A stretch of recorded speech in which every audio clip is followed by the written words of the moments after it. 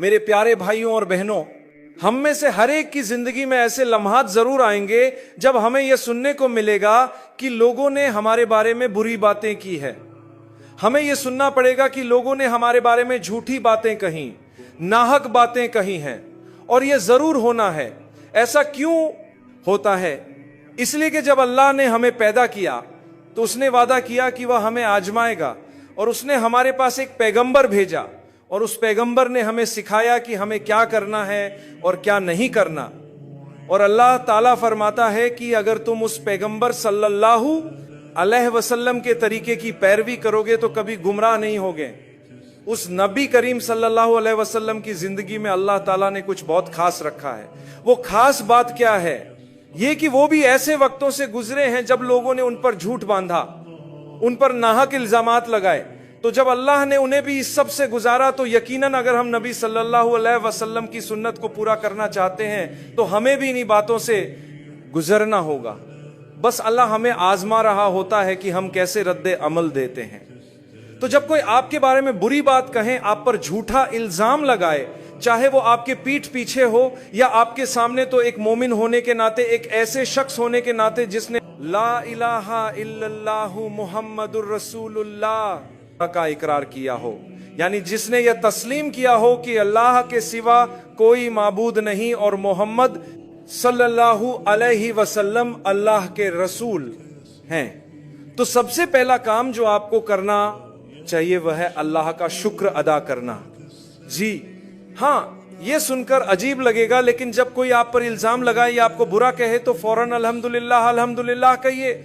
शायद आपको लगे कि मैं कुछ अजीब या पागलों जैसी बातें कर रहा हूं, लेकिन हकीकत यह है कि नहीं, अल्लाह ने आपको चुन लिया है। मगर किस लिए? अल्लाह ने आपको मुंतखब किया है खास सुन्नत पर अमल करने के लिए, और अल्लाह आपको इसके लिए तैयार कर रहा है। यह एक ऐसी सुन्नत है जिस पर अमल करना नामुमकिन है जब तक कि कोई आप पर इल्जाम ना लगाए, आपको तकलीफ ना दे, नफरत अंगेज बातें ना करे, झूठ ना बोले। तो मैं कैसे सब्र की वह सुन्नत पूरी करूंगा जब किसी ने मेरे बारे में कुछ बुरा कहा ही नहीं।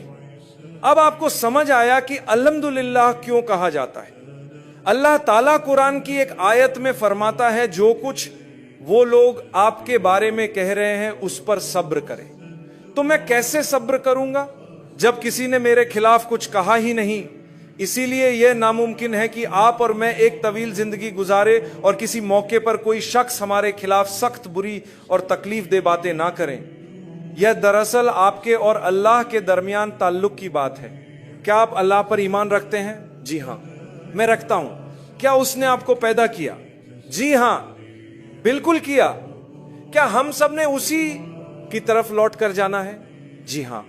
तो वही है जो सबसे बेहतरीन मंसूबा बनाता है, और वही आपको मौका दे रहा है कि आप सब्र करें बुरे अल्फाज, नफरत अंगेज बातों, झूठे इल्जामात पर। मेरी पसंदीदा कुरान की आयत में से एक आयत यह है, अगर आपने मेरी कुछ बातें सुनी हो तो यकीनन मैंने कई बार दोहराई है कि अल्लाह फरमाता है, हम जानते हैं कि जो कुछ वो कह रहे हैं वो आपको दुख देता है।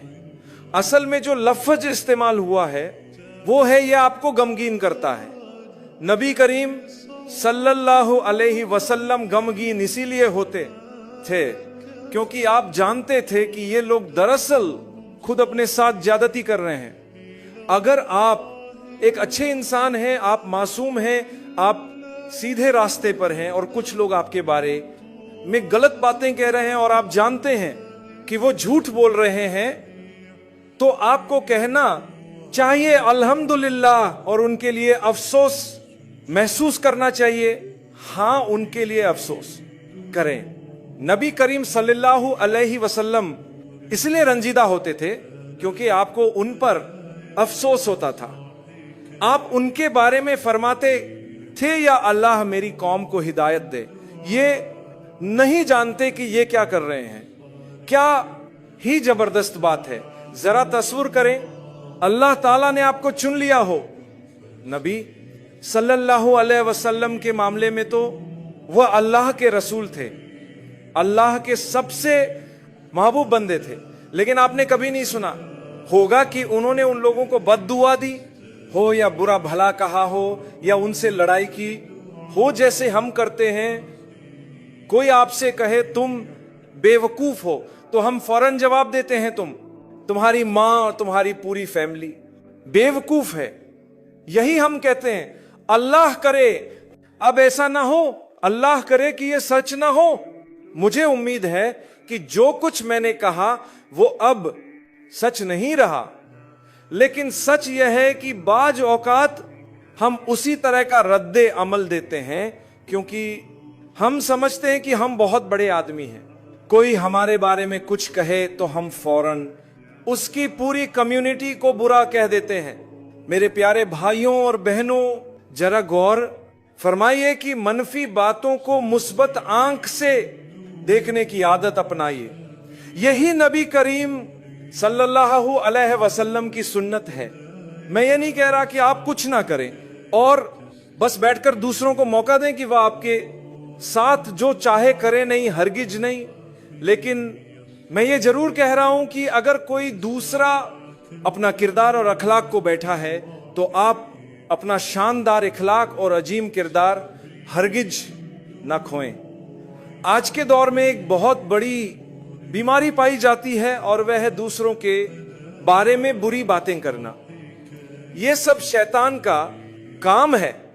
جو لوگ دوسروں کے خلاف بدگوئی کرتے ہیں, الزام لگاتے ہیں, ان کو نقصان پہنچاتے ہیں یا گندی زبان استعمال کرتے ہیں, دراصل وہ اپنا ہی نقصان کر رہے ہوتے ہیں.